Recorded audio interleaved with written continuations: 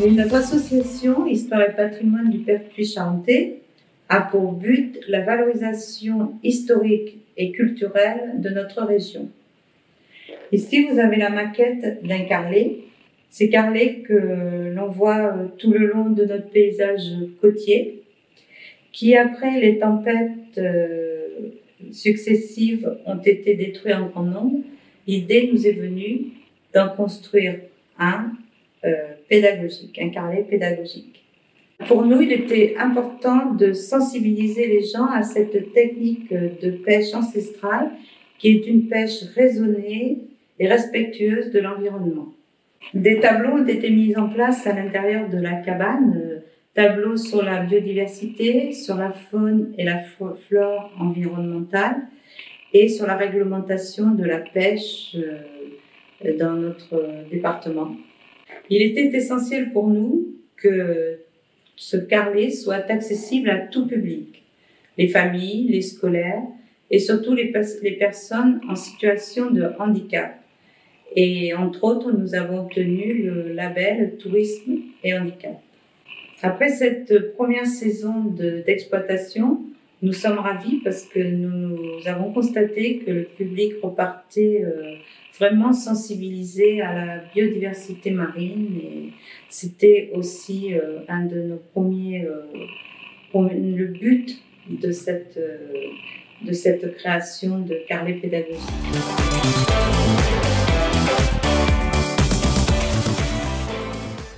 Bonjour, Christelle et Eric. Donc, nous sommes télépilotes drone certifiés par la DGAC, donc Direction Générale de l'Aviation Civile. Christelle travaille dans le monde du social et moi je suis photographe et vidéaste et donc télépilote. Un jour nous volons donc sur le terrain tout simplement, arrive un minibus avec des personnes en situation de handicap et là on s'est regardé et on a eu l'idée de se dire mais ces personnes-là pourront jamais avoir accès à ce que nous on peut voir par les drones et où on peut aller en fait.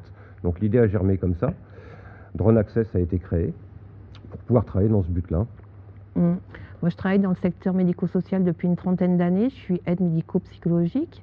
Et du coup, on a voulu partager ce moment-là en temps réel et leur donner accès à tout ce qui n'est pas accessible, en s'appuyant sur la loi 2005.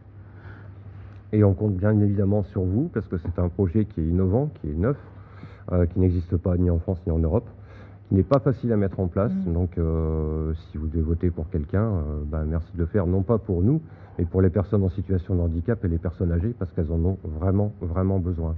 Nous, on reste juste l'outil, en fin de compte, pour leur donner accès à tout ça. Nous sommes deux bénévoles animatrices du musée de l'école publique de Vernier, situé en Charente-Maritime, tout près de Saint-Jean-d'Angély. Notre musée fonctionne depuis 1995 et reçoit des adultes et des élèves, beaucoup d'élèves, pour expliquer la classe unique en milieu rural sous la Troisième République. Les écoles et les résidences seniors ont beaucoup de difficultés pour se déplacer, pour venir visiter le musée. Prix des bus, mobilité des seniors. Aussi pour cela, nous avons eu l'idée de faire déplacer le musée dans ses structures et de proposer différentes animations. Alors, comme animation, nous en avons plusieurs et nous faisons choisir une animation d'une durée d'1 heure et demie. Par exemple, nous avons les objets de l'école, les récitations et écriture à la plume. Ces animations permettent aux personnes âgées de passer un bon moment.